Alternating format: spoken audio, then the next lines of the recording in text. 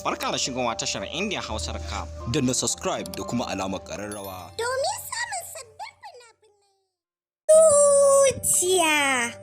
Zuciya kayataccen kapce ne da kamfanin Algaita Studio masu burbuɗan fassara suka fassara muku shi.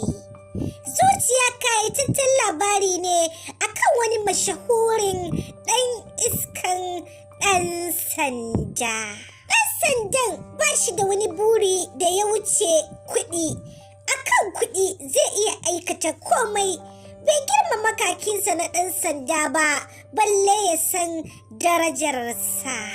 Kullum yana baza kunnensa akan jin labaran 'yan ta'adda.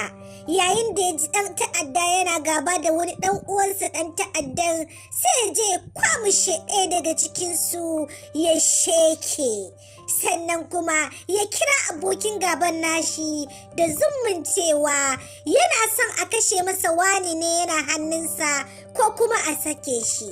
Idan kuma wancan ɗan ta'addan ya ce ka sheke min shi, sai ya ce turo kuɗi, da ya tura masa sai kuma ya kwamishe kuɗin bancin ya gama sheke shi tuntuni.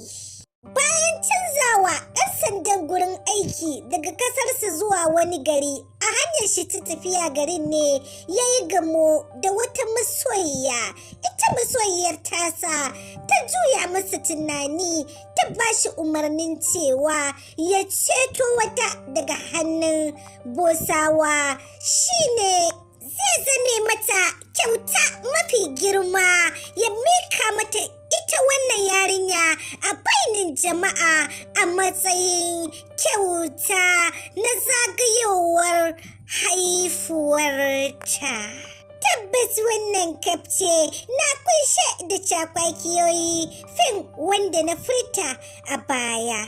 Recap kaɗai ba zai wadatar maka ba, kai dai nemi naka kayataccen kapce na fim ɗin zuciya na kamfanin Algaita don more cakwakiyar da ke cikinsa. Kada ka manta, idan wannan shine zuwanka karo na farko zuwa wannan tasha tamu mai albarka mai suna Indian Hausa Recap TV.